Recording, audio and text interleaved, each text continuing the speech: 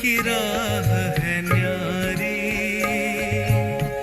शिव पिता ने दी है तुमको, शिव पिता ने दी है तुमको श्रीमत कितनी प्यारी,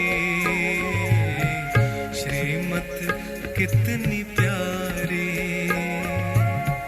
मीठे बच्चों प्यारे बच्चों, मीठे बच्चों प्यारे बच्चों।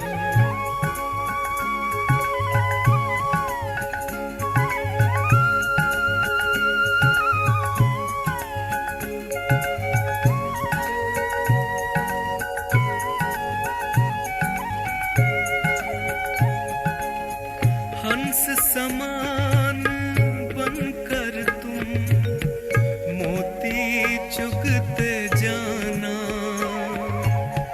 धारण करना गुण सभी से, सबको गुणी बनाना।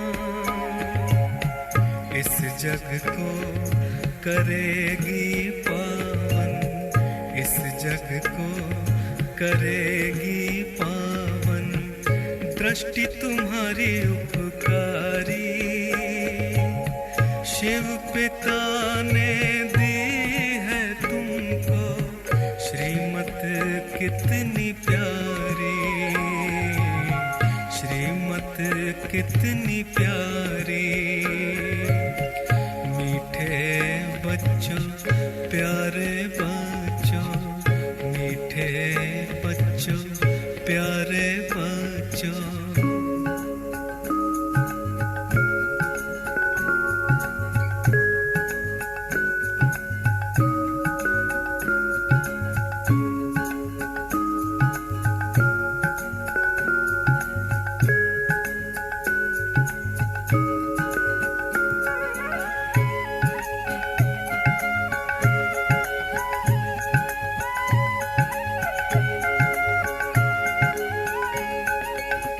संगम युग का वर्षा यही है, शिव से मिलन मनाना।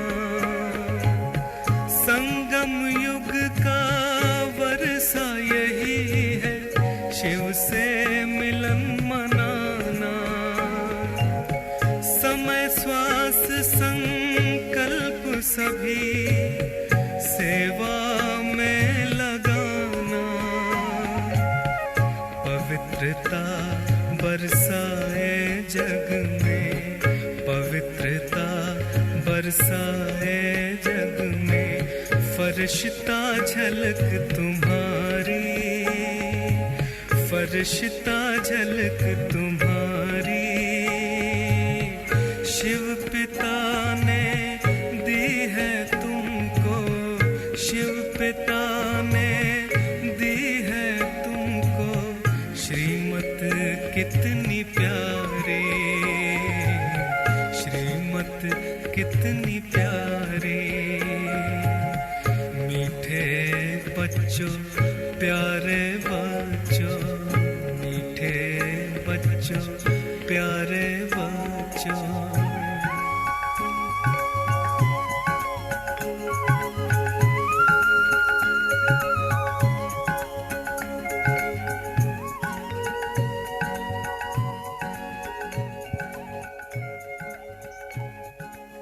सत्य बाप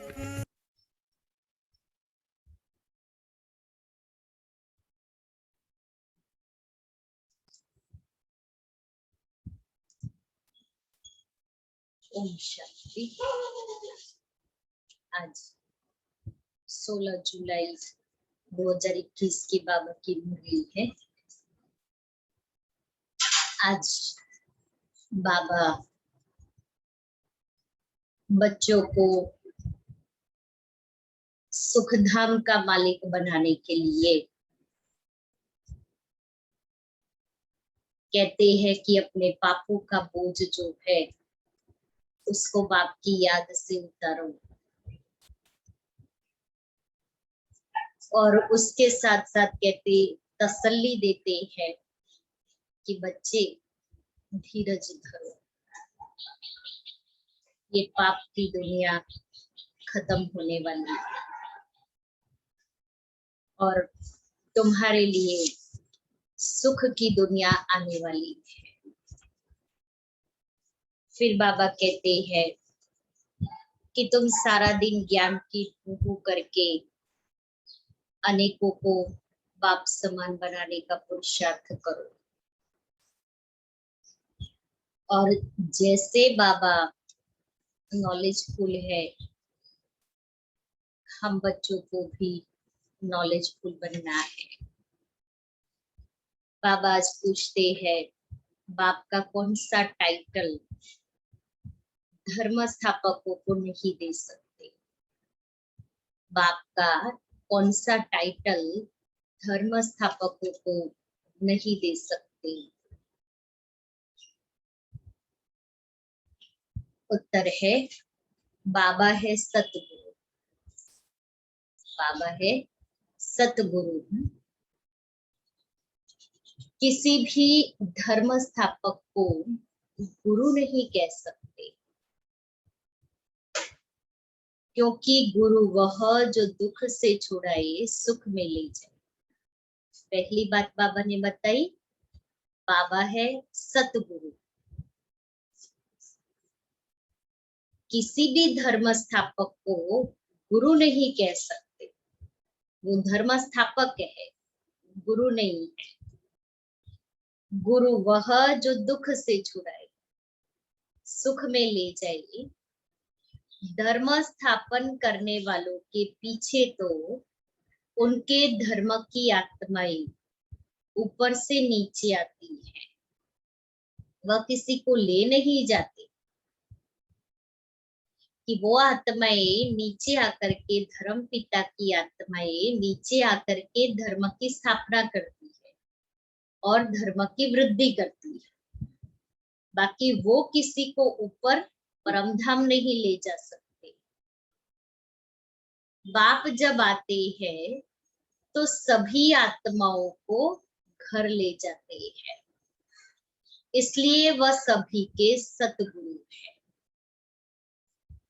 मीठे बच्चे, तुम इस ड्रामा के आदि मध्य अंत को जानते हो।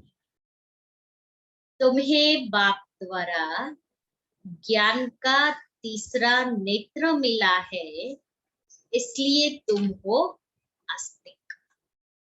ज्ञान का तीसरा नेत्र मिला, आदि मध्य अंत को जानते हैं, ड्रामा के राज को जानते हैं, इसलिए हम आस्तिक हैं। गीत है, इस पाप की दुनिया से कहीं और ले चल जहां सुख और चैन।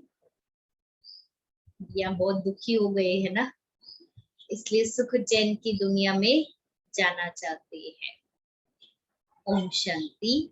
मीठे मीठे रूहानी बच्चों ने गीत की लाइन सुनी, यह है पाप की दुनिया।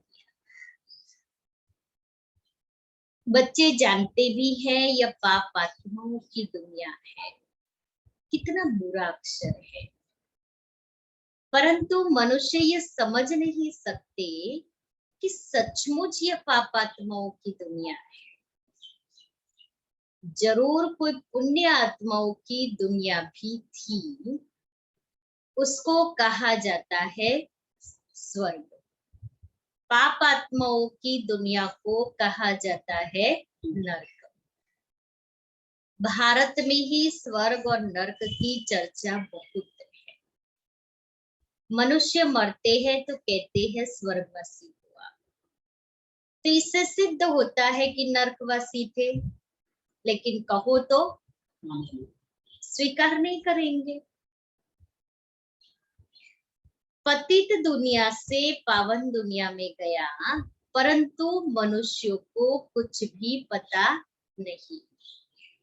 जो आता है सो बोल देते हैं, यथार्थ अर्थ कुछ भी समझते नहीं है। बाप आकर बच्चों को तसल्ली देते हैं।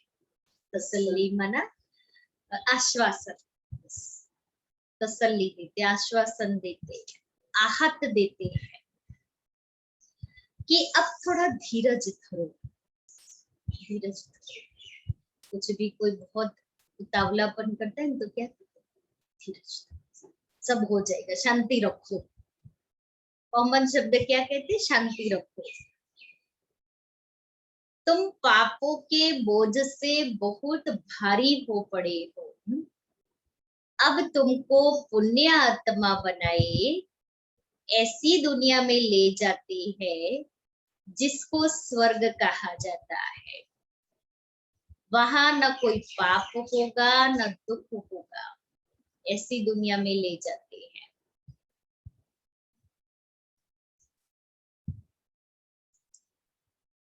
तो वहां न कोई पाप होगा न कोई दुख होगा, ऐसी दुनिया में जाते हैं हम। बच्चों को धीरज मिला हुआ है, आज यहाँ है, कल अपने शांति धाम सुख धाम में जाएंगे। जैसे अब एग्जांपल देते, जैसे बीमार मनुष्य थोड़ा ठीक होने पर होता है तो डॉक्टर धीरज देते हैं, जल्दी से तुम बहुत अच्छा हो जाएगी। अब यह तो है बेहद का धीरज। बेहद का बाप कहते हैं तुम तो बहुत दुखी पतित हो गए हो, अब हम तुम बच्चों को आस्तिक बनाते हैं, फिर रचना का भी परिचय देते हैं। ऋषि आदि तो कहते आए हैं कि हम रचयिता और रचना को नहीं जानते। अब उसको कौन जानते हैं? कब और किस द्वारा जान सकते हैं यह भी किसको पता नहीं। ड्रामा के आदि मध्य अंत को जानते नहीं। बाप कहते हैं मैं संगम युग पर आकर ड्रामा अनुसार तुम बच्चों को पहले पहले आस्तिक बनाता, फिर तुमको रचना के आदि मध्य अंत का राज सुनाता हूँ, अर्थात तुम्हारा ज्ञान का तीसरा नेत्र खुलता। पहले आस्तिक बनाता है, फिर ज्ञान का तीसरा नेत्र खुलता है, तुमको रोशनी मिल गई, ज्ञान की रोशनी मिल गई ना। पहले तो क्या क्या करते थे भक्ति मार्ग में? बिगर समझ बिगर अर्थ, और अभी रोशनी मिल गई अर्थात ज्ञान की लाइट और माइट मिल गई कि आत्मा का ज्ञान मिला, तो आत्मा के ज्ञान से मुझे कौन सी लाइट और कौन सी माइट मिली। मनन चिंतन करें इसके ऊपर। बाबा ने कहा ना तुमको रोशनी मिल गई, तो कौन सी रोशनी मिली? आत्मा का ज्ञान मिला, तो कौन सा अज्ञान दूर हो गया, अर्थात कौन सी लाइट मिली? इससे माइट अर्थात कौन सी शक्ति मिली? ऐसे ही परमात्मा का ज्ञान, कि परमात्मा का परिचय मिला तो कौन सी लाइट और माइट मिली? सृष्टि चक्र के ज्ञान से कौन सी लाइट और माइट मिली? तो हम इसके ऊपर विचार सागर मंथन कर सकते हैं, ताकि हमारी बुद्धि चलती जाए, एक एक चित्र सामने आते जाएंगे, एक एक लेसन में हम और गहराई में जाएंगे। आंखों की रोशनी चली जाती है तो मनुष्य अंधे हो जाते हैं। इस समय मनुष्य को ज्ञान का तीसरा नेत्र नहीं है। मनुष्य होकर उस बाप और रचना के आदि मध्य अंत को नहीं जानते तो उनको बुद्धिहीन कहा जाता है। गीत में भी है, एक है अंधे की औलाद अंधे, दूसरे है सच्चे। दिखाते हैं महाभारत लड़ाई लगी थी, एक आदि सनातन देवी देवता धर्म की स्थापना हुई थी। बाप ने आत्माओं को आकर राजयोग सिखाया था सत्युगी स्वराज्य देने के लिए आत्माएं कहती है मैं राजा हूं, मैं बैरिस्टर हूं। तुम्हारी आत्मा अब जानती है, हम क्या जानती है? हम विश्व का स्वराज्य पा रही है विश्व के रचयिता द्वारा। वह किसका रचयिता है? नई दुनिया का। बाप नई सृष्टि रचते हैं, क्रिएटर भी है तो उनमें सारा ज्ञान भी है। सारे वर्ल्ड की हिस्ट्री, ज्योग्राफी कोई एक भी नहीं जानती। किसको ज्ञान का तीसरा नेत्र नहीं है? किसी के भी पास। सबके पास जो नेत्र है वो शास्त्रों का ज्ञान वाला नेत्र है। सृष्टि के आदि मध्य अंत का ज्ञान किसी के पास नहीं है सिवाय रचयिता के। सिवाय बाप के कोई तीसरा नेत्र दे नहीं सकता। कल एक बहन का फोन है, कहते हैं दीदी, मैंने कहा आजकल क्या करते हो? तो कहा मैं एक मेडिटेशन करती हूँ। पूछा कौन सा मेडिटेशन? तो कहा गिरिराज बाबा का मेडिटेशन करती हूँ, वो साक्षात शिव के अवतार है और 12,000 साल पुराने हैं और बहुत अच्छा मेडिटेशन कराते हैं जिससे व्यक्ति के अंदर तुरंत परिवर्तन आ जाता है और सारे रोग मिट जाते हैं, बहुत शांति मिल जाती है। दीदी आप भी एक बार करो। लेकिन मनुष्यों को ये पता नहीं है कि सच्चा योग लगाना, मैंने कहा क्या सिखाते हैं? तो कहा बस मन को शून्य बनाना है। तो पूछा शून्य हो सकता है? कहा दीदी हो जाता है मन का, कुछ तो सोचना होगा ना। कहा नहीं नहीं, कुछ सोचना नहीं है, कोई मूर्ति का ध्यान नहीं करना है, कोई श्लोक नहीं पढ़ना है, कुछ भी नहीं, बस मन को शून्य बनाना। अब लोग देखो कैसे कैसे क्या क्या सीख रहे हैं और बाबा हम बच्चों को कहता है हाँ कोई मन, और मन शून्य तो हो ही नहीं सकता है। और बाबा कहता है मैंने तुम बच्चों को रोशनी दी, इतना ज्ञान दिया है, इतना ज्ञान दिया बाबा ने। हाँ मंथन करो, चिंतन करो, अनुभव करो। प्रैक्टिकल ज्ञान है जो प्रैक्टिकल लाइफ में जो बातें सामने आती है उसमें इस ज्ञान को यूज करना है। तो बाबा कहते हैं ना कि सिवाय बाप के ज्ञान का तीसरा नेत्र कोई नहीं दे सकता। दुनिया में कितने भी लोग मेडिटेशन ध्यान सिखाने वाले होंगे लेकिन ज्ञान का नेत्र नहीं मिलेगा। कहीं भी ये नहीं सिखाते कि बुद्धि को कहाँ स्थिर करना है, किसके साथ कनेक्ट होना है।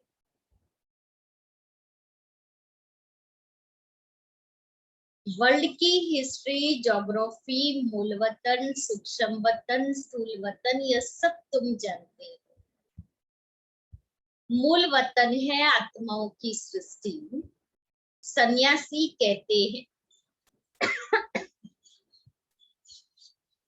हम ब्रह्म में लीन हो जाएंगे, वह ज्योति ज्योत समाएंगे, ऐसा है नहीं। तुम जानते हो ब्रह्म तत्व में जाकर निवास करेंगे, वह शांति धाम घर है। वह कह देते हैं ब्रह्म ही भगवान है। कितना फर्क है कि रहने के स्थान को ही भगवान कह दिया। ब्रह्म तो तत्व है, जैसे आकाश तत्व है,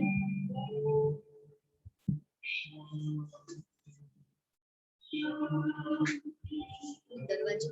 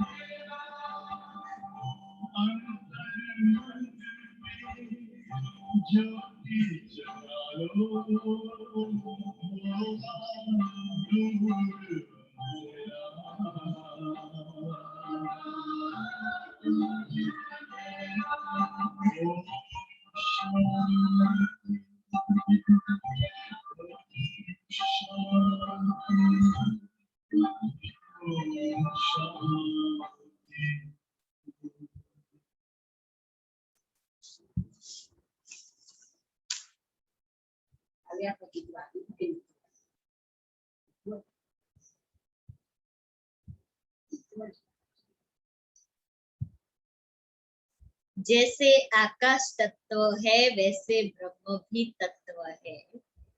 जहां हम आत्माएं और परमपिता परमात्मा निवास करते हैं उनको स्वीट होम कहा जाता है। वह है आत्माओं का घर। बच्चों को मालूम पड़ा है ब्रह्म तत्व में कोई आत्माएं लीन नहीं होती है और आत्मा कभी विनाश को प्राप्त नहीं होती। आत्मा विनाशी है। यह ड्रामा भी बना बनाया अविनाशी है। ये ड्रामा भी बना बनाया अविनाशी है।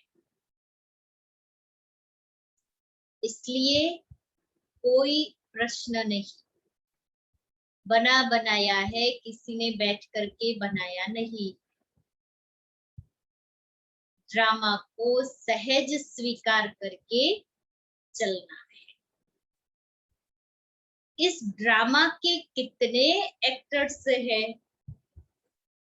अभी है संगम योग, जबकि सभी एक्टर्स हाजिर हैं, क्योंकि जैसे ड्रामा में लास्ट में सब एक्टर क्या करते हैं, स्टेज पर आ जाते हैं। ऐसे ही इस वर्ल्ड ड्रामा में भी सभी एक्टर्स यहाँ हाजिर हैं। नाटक पूरा होता है तो सब एक्टर्स, क्रिएटर आदि सब आकर हाजिर होते हैं। इस समय यह बेहद का ड्रामा भी पूरा होता है, फिर रिपीट होना है। उस हद के नाटकों में चेंज हो सकती है, ड्रामा पुराना हो जाता है। यह तो बेहद का ड्रामा अनादि अविनाशी है। बाप त्रिकालदर्शी त्रिनेत्री बनाते हैं। देवताएं कोई त्रिकालदर्शी नहीं होते, न शूद्र वर्ण वाले त्रिकालदर्शी होते हैं। त्रिकालदर्शी तो सिर्फ तुम ब्राह्मण वर्ण वाले हो। अर्थात संगम युग पर हम जब ब्राह्मण बनते हैं तब हम त्रिकालदर्शी बनते हैं, क्योंकि ब्राह्मण बनते हैं तभी हमें तीनों कालों का ज्ञान मिलता है। जब तक ब्राह्मण न बने तब तक तीसरा नेत्र ज्ञान का मिल न सके। तुम झाड़ के आदि मध्य अंत को जान और सभी धर्मों को भी जानते हो। तुम भी मास्टर नॉलेजफुल हो जाते हो। बाप बच्चों को आप समान बनाएंगे ना, तो हम भी बाप समान मास्टर गुणों के सागर बन जाते हैं। मास्टर शांति के सागर, मास्टर नॉलेजफुल, मास्टर प्यार के सागर, ज्ञान का सागर तो एक ही बाप है जो सभी आत्माओं का बाप है। सभी बच्चों को आस्तिक बनाए, त्रिकालदर्शी बनाते हैं। अब तुम बच्चों को सबको यह कहना है कि शिव बाबा आया है, उनको याद करो। सभी को ये संदेश दो। जो आस्तिक बनते हैं वह बाप को अच्छी रीति प्यार करते हैं। आस्तिक बनते हैं वही प्यार करते हैं। तुम्हारे ऊपर बाप का भी प्यार है, तुमको स्वर्ग का वर्षा देते हैं। गाया हुआ है कि विनाश काले विपरीत बुद्धि विनश्यन्ति और विनाश काले प्रीत बुद्धि विजयंती। गीता में कोई कोई अक्षर सच्चे हैं। श्रीमद् भगवत गीता है सर्वोत्तम शास्त्र, आदि सनातन देवी देवता धर्म का शास्त्र। यह भी समझाया है मुख्य धर्म शास्त्र है ही 4, और जो धर्म वाले हैं वह आते ही है सिर्फ अपने धर्म की स्थापना करने, न जो धर्म स्थापक है वो नीचे आते हैं अपने अपने धर्म की स्थापना करने। राजाई आदि की बात नहीं, उनको गुरु भी नहीं कह सकते। गुरु का तो काम ही है वापस ले जाना। गुरु वह जो दुख से छुड़ाए और सुख में ले जाए, वह तो सिर्फ धर्म स्थापन करने आते हैं। यहाँ तो बहुतों को गुरु कह देते हैं, फलाना मेरा गुरु। ब्रह्मा विष्णु शंकर को भी गुरु नहीं कह सकते।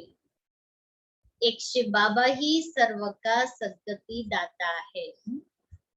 पुकारते भी एक राम को है, शिव बाबा को भी राम कहते हैं। बहुत भाषाएं है तो नाम भी बहुत रख दिए हैं। असुल नाम है शिव, उनको सोमनाथ भी कहते हैं। सोम रस पिलाया अर्थात ज्ञान धन दिया। बाकी पानी आदि की तो बात ही नहीं। तुमको सम्मुख नॉलेजफुल ब्लिसफुल बना रहे हैं। ब्लिसफुल माना आनंद का सागर, हमको खुशी आनंद प्रसन्नता दे रहे हैं। बाप तो ज्ञान का सागर है, तुम बच्चों को ज्ञान नदियां बनाते हैं। सागर एक होता है, एक सागर से अनेक नदियां निकलती हैं। अभी तुम हो संगम पर। इस समय यह सारी धरती रावण का स्थान है, पूरी दुनिया रावण राज्य। सिर्फ एक लंका नहीं थी, सारी धरती पर रावण का राज्य है। राम राज्य में बहुत थोड़े मनुष्य होंगे, यह सिर्फ अभी तुम्हारी बुद्धि में है। बाबा ने समझाया है, मैं 3 धर्मों की स्थापना करता हूँ, ब्राह्मण, देवता, क्षत्रिय। जो 21 जन्मों का वर्षा देते हैं, तो अभी है संगम पर ब्राह्मण धर्म, सतयुग में है देवता और त्रेता में है क्षत्रिय। खबर। फिर वैश्य शूद्र वर्ण में और सभी आकर अपना अपना धर्म स्थापन करते हैं, अनेक धर्मों का विनाश भी कराते हैं। भारत में त्रिमूर्ति का चित्र भी बनाते हैं, परंतु उसमें शिव का चित्र गुम कर दिया है। शिव से ही सिद्ध होता है कि परमपिता परमात्मा शिव ब्रह्मा द्वारा स्थापना, विष्णु द्वारा पालना कराते हैं। उनको करण करावन हार कहा जाता है। खुद भी कर्म करते हैं, तुम बच्चों को भी सिखलाते हैं।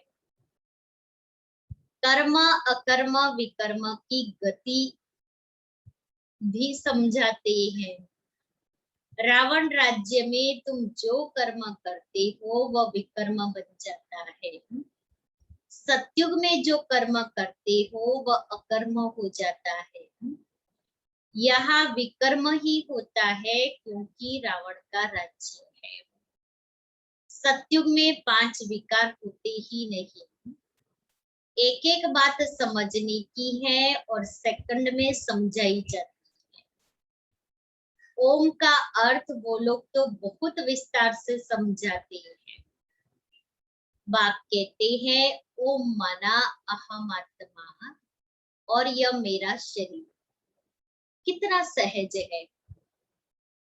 ओम माना अहम आत्मा और मेरा शरीर।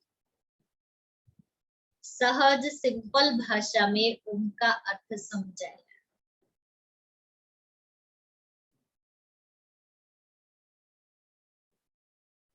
कितना सहज है और तुम समझते हो हम सुखधाम में जा रहे हैं। कृष्ण के मंदिर को सुखधाम कहते हैं। है भी कृष्णपुरी। माताएं कृष्णपुरी में जाने के लिए बहुत मेहनत करती है। तुम अभी भक्ति नहीं करते हो। तुमको ज्ञान मिला है और कोई मनुष्य मात्र में यह ज्ञान नहीं है। मैं तुमको पावन बनाकर जाता हूँ, फिर पति कौन बनाते हैं?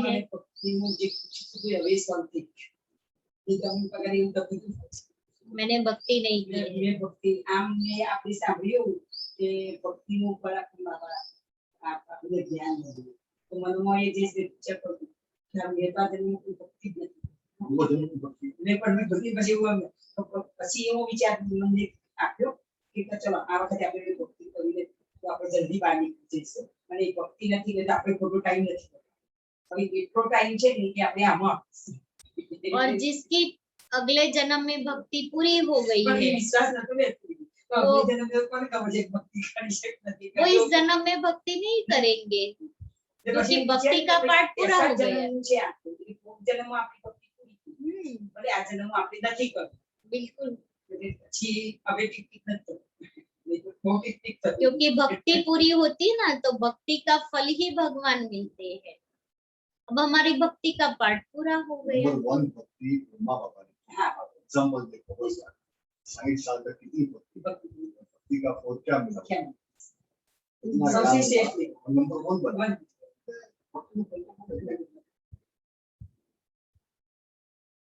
मैं नानपण की भक्ति करी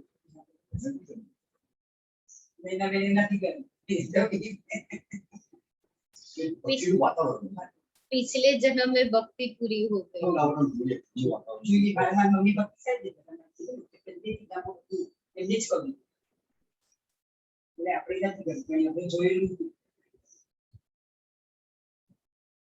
सब मेल अथवा फीमेल भक्तियां है, सीताएं है, सबकी सदगति करने वाला बाप है, सब रावण की जेल में है, यह है ही दुख धाम।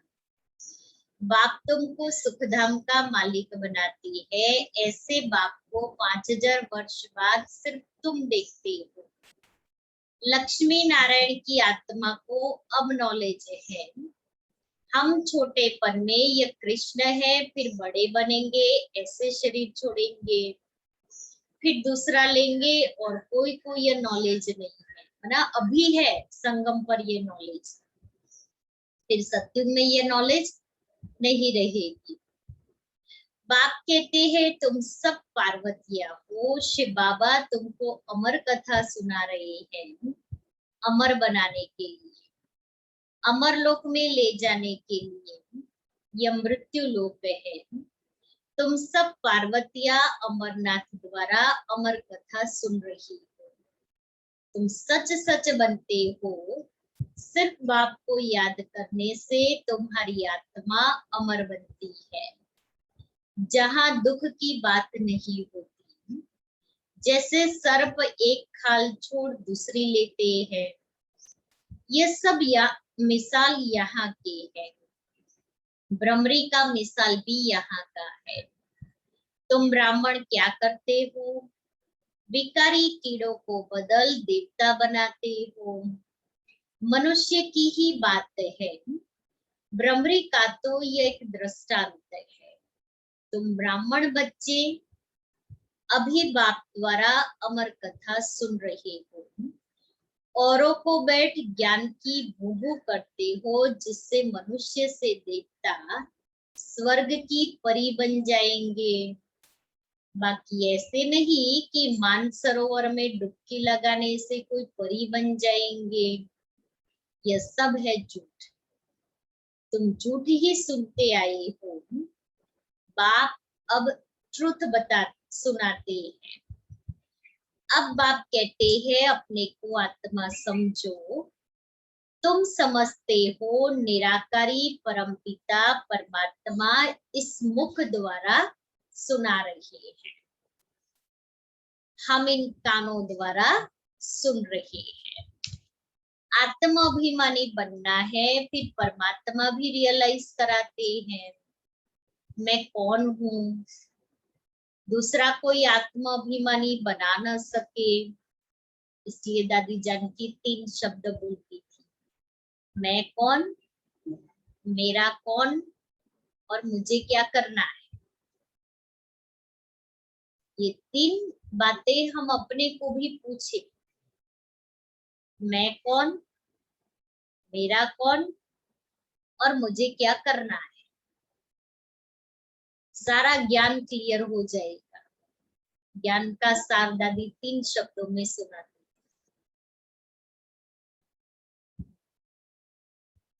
सिवाय बाप के और कोई कह न सके कि तुम आत्मा अभिमानी बनो।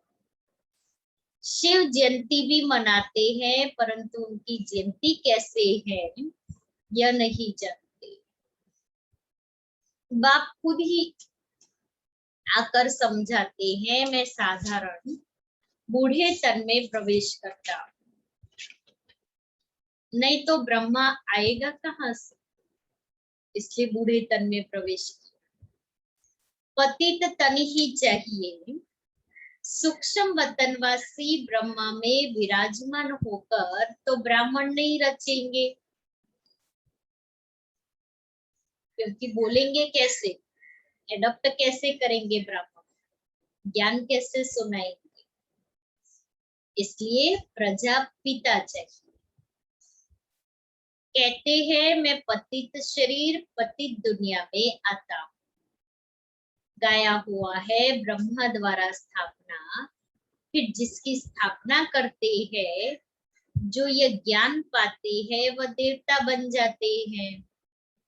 मनुष्य ब्रह्मा का चित्र देखकर मूंझ जाते हैं, कहते हैं यह तो दादा का चित्र है, प्रजापिता ब्रह्मा तो जरूर यहाँ होगा। सूक्ष्म वतन में कैसे प्रजा रचेंगे? प्रजापिता के बच्चे हजारों ब्रह्मा कुमार कुमारियां हैं, झूठ थोड़ी होगा। हम शिव बाबा द्वारा वर्षा पा रही है, तुम बच्चों को समझाया है यह अव्यक्त ब्रह्मा है, वह अव्यक्त ब्रह्मा है। कौन सा? जो सूक्ष्म वतन में है वो अव्यक्त ब्रह्मा। प्रजापिता तो साकार में चाहिए, या पतित ही तो पावन बनते हैं। अच्छा, यह पतित ही तो पावन बनते हैं। तत्वम, तुम भी ऐसे ही, मना हम बच्चे भी ऐसे ही पतित से पावन बनते हैं। अच्छा, मीठे मीठे सीखिले थे बच्चों प्रति माता पिता बाप दादा का याद प्यार और गुड मॉर्निंग। रूहानी बाप की रूहानी बच्चों को नमस्ते। हम रूहानी बच्चों की रूहानी बाप दादा को याद प्यार, गुड मॉर्निंग और नमस्ते। धारणा के लिए मुख्य सार। पहला, आत्माभिमानी बनकर इन कानों द्वारा अमर कथा सुननी है।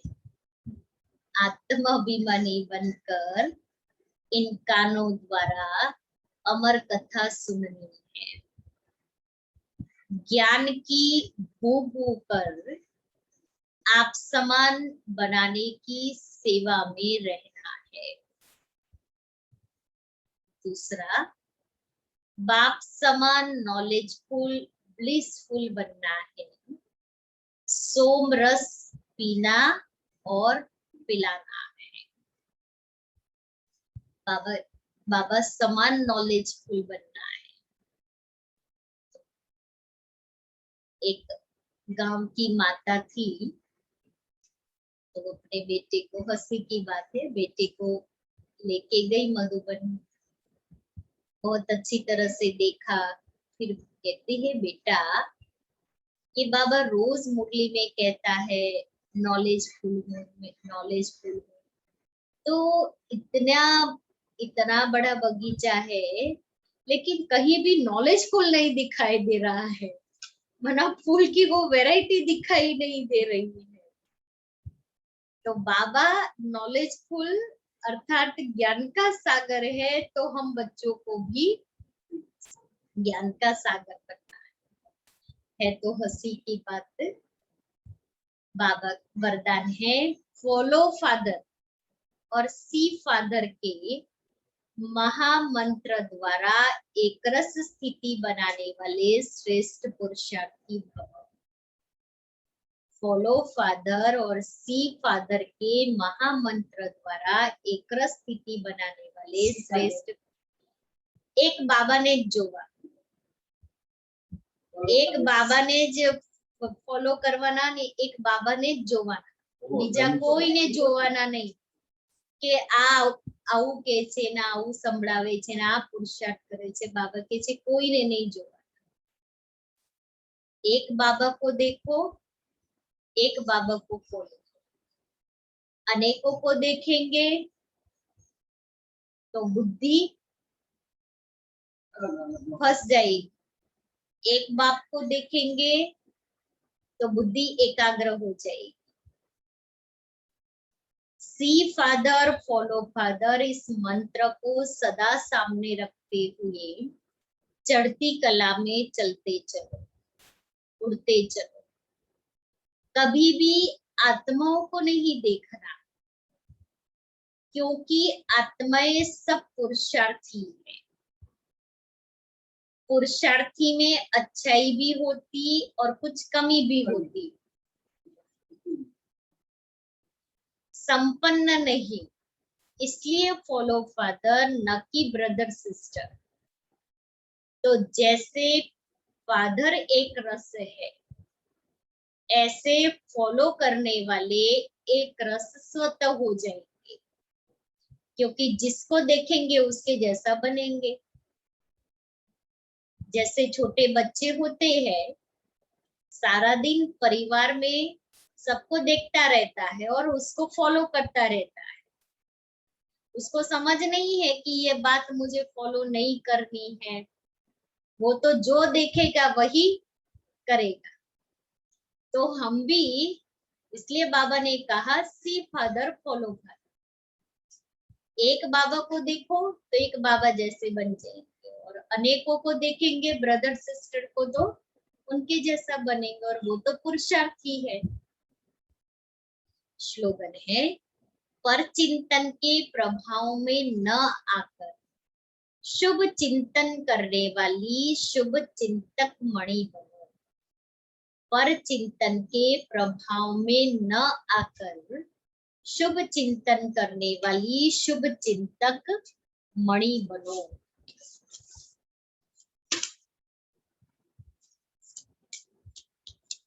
और आज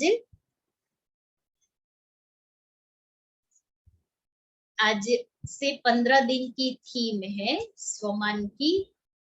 ज्वाला स्वरूप स्थिति में रह शक्तिशाली याद का अनुभव करो। ज्वाला स्वरूप स्थिति में रह शक्तिशाली याद का अनुभव करो। और उसमें आज का स्वमान, मैं तपस्वी मूर्त हूँ। मैं तपस्वी मूर्त हूँ।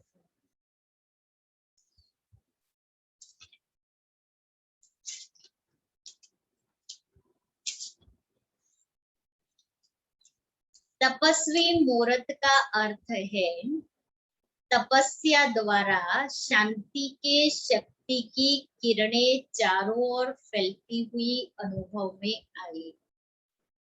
यह तपस्वी स्वरूप औरों को देने का स्वरूप है। जैसे सूर्य विश्व को रोशनी की और अनेक विनाशी प्राप्तियों की अनुभूति कराता है, ऐसे महान तपस्वी आत्माएं ज्वालारूप शक्तिशाली याद द्वारा प्राप्ति के किरणों की अनुभूति कराती है।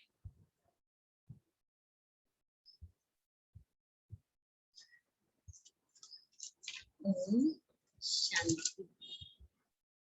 दादी जी का क्लास, दादी गुलजार जी का क्लास है। आधा आज सुनते हैं, आधा कल सुनेंगे।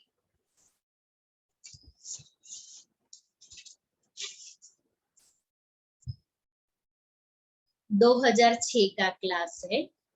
बाबा का प्यार प्रैक्टिकल चलन और चेहरे से दिखाओ। कोई भी बात आपकी खुशी को छीन न ले, इसका ध्यान रखो। हम सबका परमानेंट एड्रेस तो मधुबन ही है। बाकी बाबा से जो प्राप्ति की है वो दूसरों को बांटने के लिए, बाबा के बच्चे बनाने के लिए भिन्न भिन्न सेवा स्थानों पर रहती है, सेवा के लिए रहती है। बाकी परमानेंट एड्रेस हम सभी का मधुबन है। वो तो हर एक में जितनी हिम्मत है, उमंग है, कर ही रहे हैं और करते ही रहेंगे। यही हमारे ब्राह्मण जीवन का काम है। बाबा ने सबको दो काम किए हैं।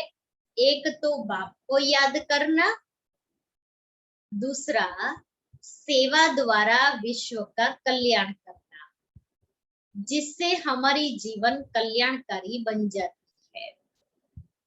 अगर याद कम होती है तो भी जीवन में वो खुशी नहीं रहती, वेस्ट थॉट्स बहुत चलते हैं। और अगर सेवा नहीं करते तो भी मन फालतू चीजों में जाता है। इसलिए अपने मन को बिजी रखना बहुत जरूरी है। तो मन का बहुत महत्व है।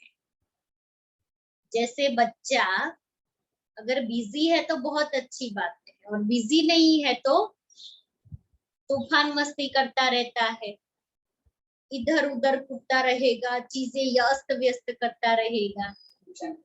तो मन भी बच्चे जैसा है, उसको बिजी रखो तो बहुत अच्छा है, और अगर बिजी नहीं रहता है तो व्यर्थ के उथल पुथल चलती रहेगी जो नुकसान करेगी। आत्मा मालिक अगर थोड़ा अलमस्त है, अलबेला है, अपने कामकाज का ही होश नहीं है, तो कर्मेंद्रिय रूपी नौकर भी एडवांटेज उठाते हैं, अर्थात लाभ उठाते हैं, और मन सर्वेंट तो उसका उल्टा फायदा लेगा ही। इसलिए बाबा कहते हैं, हे आत्मा तुम कर्मेंद्रियों की मालिक बन के इनसे कर्म कराओ। मैं आत्मा मालिक हूँ, ये कर्मेंद्रिया मेरी कर्मचारी। आत्मा और शरीर के नॉलेजफुल के साथ साथ नॉलेजबुल भी बनो, नॉलेजेबल भी बनो, तो कहीं फंसेंगे नहीं।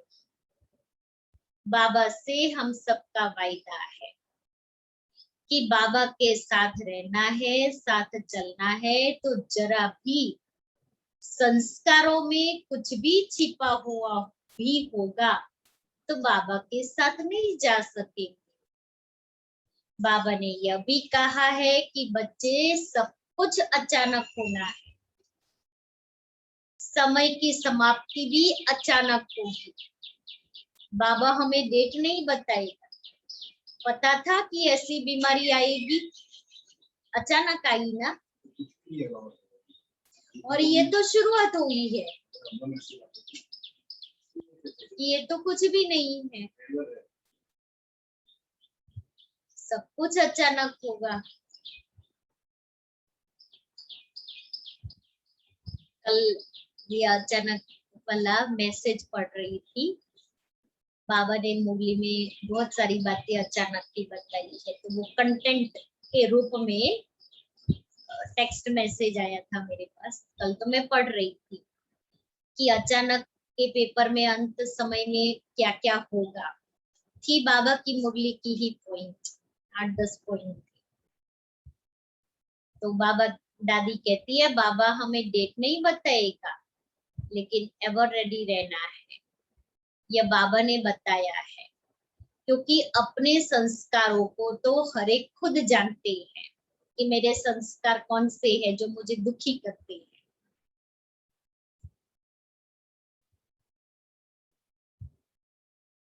भले कोई अलबेलेपन में अपने आप को चलाए, लेकिन मन जानता जरूर है कि मेरे में ये कमी है।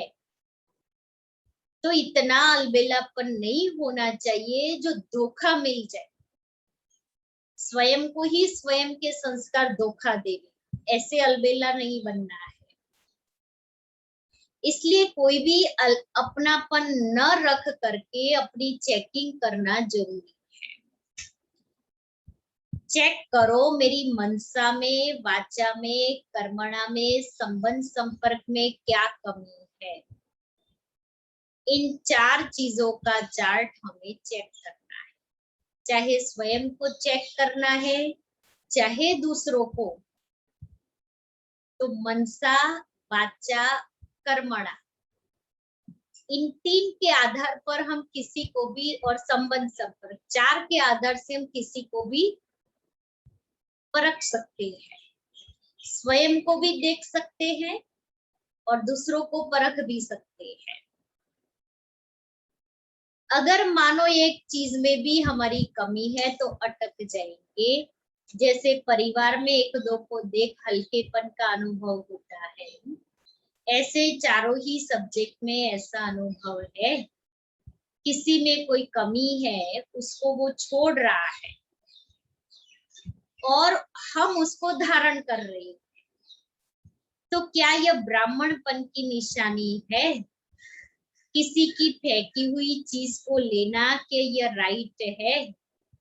क्या यह रॉयल्टी है? तो क्यों किसी की बुराई अपने अंदर रखते, माना वो चीज छोड़ रहा है, कोई अपने घर का कचरा निकाल रहा है बाहर और वो कचरे को हम ले लेकर के अपने घर में डाल रहे हैं। अब सीन इमर्ज करो कि कोई अपने घर का कूड़ा कचरा बाहर फेंक रहा है और आप समझते हो ये मेरे, उससे उठा करके अपने घर में लाके रखा। तो कोई अपनी कमी को छोड़ रहा है और हम उसकी कमी का वर्णन कर रहे हैं, हम उसकी कमी को देख रहे हैं, तो क्या हुआ, उसका निकाला हुआ कूड़ा कचरा हम अपने अंदर भर रहे हैं। मम्मा इसमें एक एग्जांपल देती थी कि गटर का पानी बह रहा है और आप उसको बड़े प्यार से पी रहे हो, मम्मा ऐसे कह करके नफरत दिलाती थी कि गंदा पानी बह रहा है और आप उसको मजे से पी रहे हो। वो आत्मा अपनी गंदगी को निकाल रही है और हम उस आत्मा की उस गंदगी का वर्णन कर रहे हैं।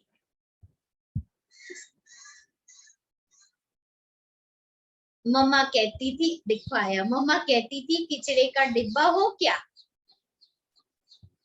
इसलिए काम की बात के सिवाय और कुछ सुनो ही नहीं, क्योंकि हमारी कमी का प्रभाव हमारे सेवा साथियों पर भी आता है।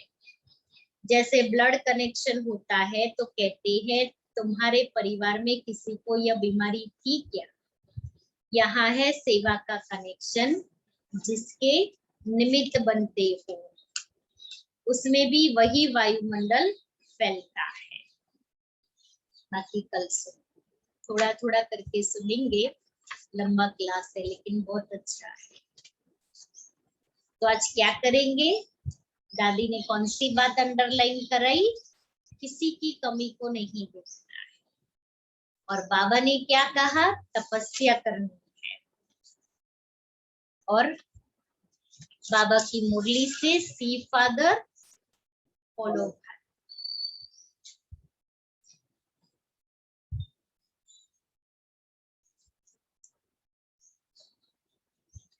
बाबा को याद करें।